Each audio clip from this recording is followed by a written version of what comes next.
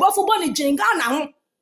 justice bafo boni dwenga na ho yondi kolondi dwenga na ho ne jai sa wo dwen position John Mahama na she lechi na no yede oh yes sir obia entimi dispute that fact Mahama ena na she kan relate lechi na no yede odi mpanifo atem nti sesi e kwan na mu ada ho yenso yetimi di John Mahama atem yetimi di ni Ibrahim atem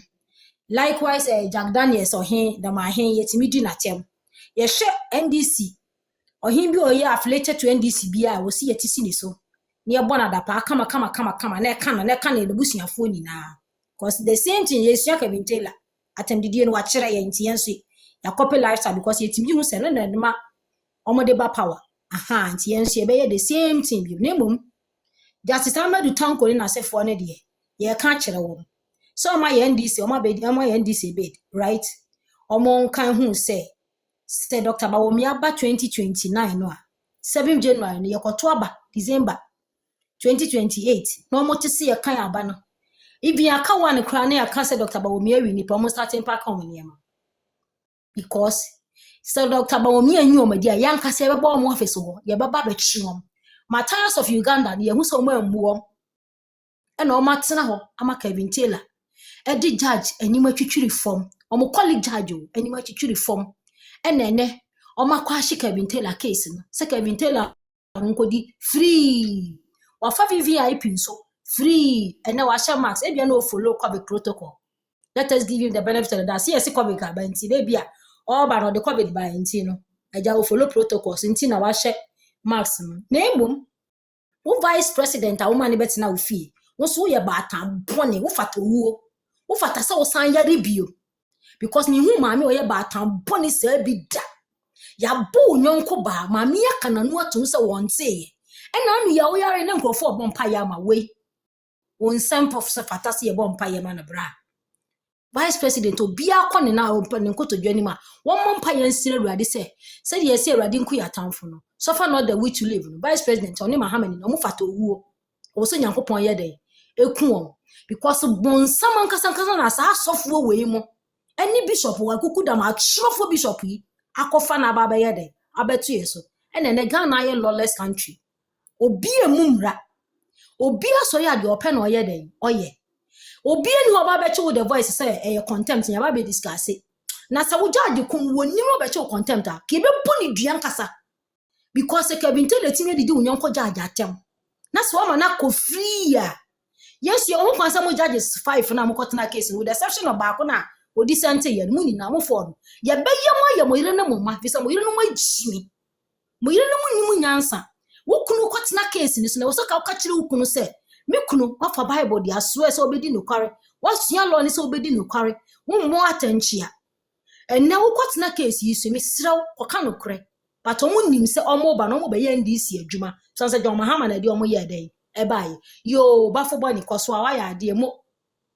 so si case bi aba yan wona ba appointed judge wo appointed judge du won so ye bobompa ye gusu mu awudu kwasi ampani bafo bani se nya wu anka Ghana yanti ankoyechi ade abachi ne koto 2012 yeko rule case na ye 54 and I was shift position na akodi NDC wo de bia wo ba wo de wafu wo yira kwa akodi position wo prison sinti wo se ba yento nyom ne hwo bafo bani no yire no ma mudidi amomra na justice bafo bani wo no yire no ma mudidi amomra na mo nwi Ghana ho bafo bani dwenga na ho justice bafo bani dwenga na ho yondi kolondi dwenga na ho ne jai sa wo dwen position wo benya na ya brem ma baifo mo ani brefo se nyame chia moka mo be yare ni aduro mo yare ni aduro na nyame de be ma mo bafo bani ne wo justice yondi kolondi amu yendi si adwuma na mo yendi si bed ne judges 4 na no so mo yendi si bed na no mo be yare ni aduro okwasie be be se wa chimpe content wabra yeti wona sami mfika say unanimous 7 odidi judges fat obi chi ni contempt emuwa ne mo mponchi okofa bonsam John Mahama aba ena odi Ghana so ena newiwe Ghana se bwachi bidin Ghana ntimi nkonanim Ghana sagbaja okonanim baako na oba na chi baako okonanim baako na oba na chi baako ntimu nsie nyansa ehu se nkola da enchima ena mo obo omabro enchima na mo obo omabro na na ada na mo awudi force onyame nsie mo ni masifo ni naka so just to say On what basis should NPP apologize to him? No person can kasa or conference nas in what capacity? So or your wine, our party. Because near Congress na yɛ mpanyinfoɔ a ɔmo hold positions ɛwɔ party nim yɛ party leadership ɛna ɛkɔ kasa but as at the time ɔmo kɔ congress no kwa na Ken ɛnyɛ candidate even ɔnyɛ candidate yeah conference yeah sorry yɛkɔ conference na Ken ɛnyɛ candidate anaa ɔno ɔyɛ candidate ɔnyɛ candidate ɔnyɛ hwee ɔhold position bi a wɔ party nim as at now yeah doctor a former president of Ghana. That one you can't take it. You can't. Former vice president of Ghana. You can't take it away from him. Oh, and you know, or no, or Kasa in his capacity as a former president, and as a party leadership because for now, or no, na you can say party no, you have in India, you need better than ma, or no, say you President Kufuor, a former President Kufuor, former President Akufo-Addo, if you are, I think doctor is next in the hierarchy. And you know, or no, candidate Abba. Yeah, not in the capacity say or a candidate. Emma so or person be flag bearer my your party na bibisa. And you know,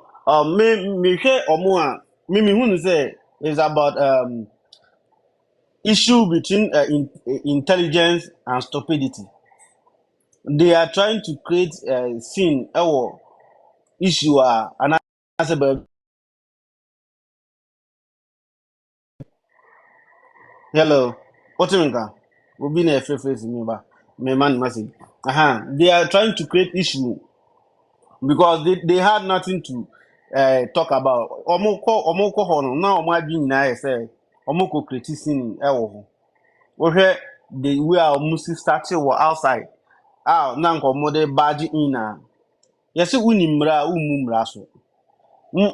This is not the first time I go conference e wo MPP. And I'm more corner you making it clear to you say obi a on invitation biano and no one can say the room and you went there with people without credentials and you were forcing them to well you do baby send now can say no ubu fu say ebia obema you na ebe sorry room na I don't think say necessary for now the be edu no say mo say ntokwa na omo anka so omo ku omo ho mimi hu say doctor nkufo kraba ebe abontin ebe mo audience bi because me hu so obi odi za nkufo na ti bi ada say ni stomach kana say wagi